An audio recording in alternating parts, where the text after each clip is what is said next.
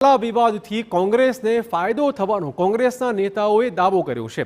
રાજકોટમાં સર્જાયેલા વિવાદથી ક્ષત્રિય વોટ કોંગ્રેસ તરફ આવશે આ દાવો કર્યો છે લલિત કગથરાએ।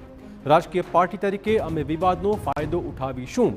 રાજકોટના કોળી મતદારોનો ઝોક કોંગ્રેસ તરફી હોવાનો પણ તેમણે દાવો કર્યો છે। અમે રાજકીય પાર્ટી છીએ, મંજીરા વગાડતી ભજન મંડળી નથી। રૂપાલા ઇલેક્શન લડશે તો સામે પરેશ ધાનાણી જ કોંગ્રેસના રહેશે ઉમેદવાર। ધાનાણી રાજકોટથી ચૂંટણી લડે તો તેની અસર બાકીની લોકસભા બેઠક પર પડે। તો રાજકોટ લોકસભા બેઠક પરથી કોંગ્રેસના ઉમેદવાર કોણ એને લઈને ચર્ચા ચાલી રહી છે। ગઈકાલે પણ જે સ્થાનિક નેતાઓ છે કોંગ્રેસના તે પરેશ ધાનાણીને મળ્યા હતા અને તેઓ કોંગ્રેસના ઉમેદવાર હોય એ પ્રકારની ઈચ્છા એમના દ્વારા વ્યક્ત કરવામાં આવી હતી અને એમાં જે એક સુકાન લઈને ચાલ્યા હતા એ લલિતભાઈ કગથરા કે જેઓ પૂર્વ ધારાસભ્ય છે તેઓ આપણી સાથે છે, એમની સાથે વાતચીત કરીએ। લલિતભાઈ, પરેશભાઈ માની ગયા છે અથવા તો એવું માની લેવામાં આવે કે રાજકોટથી જો રૂપાલા જ હશે તો પછી સામે પરેશ ધાનાણી જોવા મળશે? એ વાત 100% સાચી છે। જો રૂપાલા સાહેબ રાજકોટમાંથી ચૂંટણી લડશે તો પરેશભાઈ ધાનાણીએ ચૂંટણી લડવાની હા પાડી છે અને એ વાત અમે હાઈકમાન્ડને પહોંચાડી છે।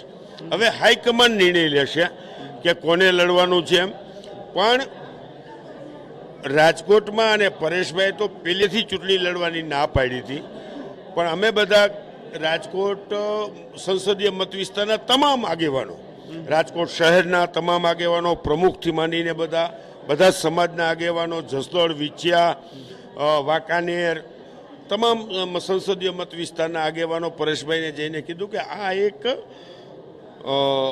અહમ ચૂંટણી છે, સૌરાષ્ટ્રને અસર કરતી ચૂંટણી છે, ભારતીય જનતા પાર્ટીના કારણે માહોલ બગડ્યો છે, તો એનો આપણે રાજકીય રીતે ફાયદો લેવો જોઈએ અને તમારે ચૂંટણી લડવી જોઈએ તો સૌરાષ્ટ્રની બાકીની સીટને પણ એની અસર થાય।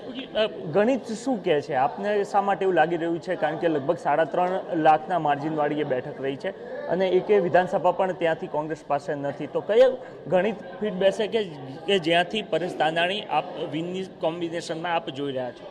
જો એક તો ક્ષત્રિય સમાજની નારાજગી એ ઘણા બધા મતને અસર કરી શકે, ઘણા બધા સમાજને અસર કરી શકે, ઘણા બધા વ્યક્તિઓને અસર કરી શકે।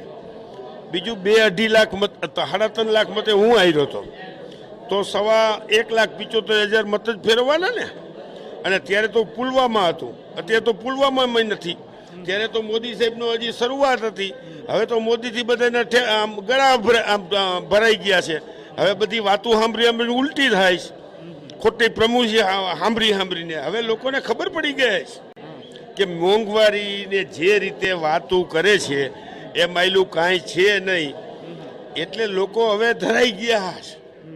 એટલે આ બધી જ પરિસ્થિતિ અને ક્ષત્રિય સમાજની નારાજગી એ બધા જ પરિણામે અમે જોઈ રહ્યા છીએ કે આવતા દિવસોમાં કુંવરજીભાઈ અને કિરણભાઈ એકવાર ચૂંટણી લડ્યા હતા અને રાજકોટની સંસદીય મત વિસ્તાર જે ભાજપ એમ કહેતું હતું કે અમે કૂતરીને પટ્ટો બાંધી દઈ તો આ રાજકોટમાંથી અમે જીતી, એ અભિમાન ઉતરી ગયું હતું, એ અભિમાન આ વખતે પણ ઉતરી જવાનું છે।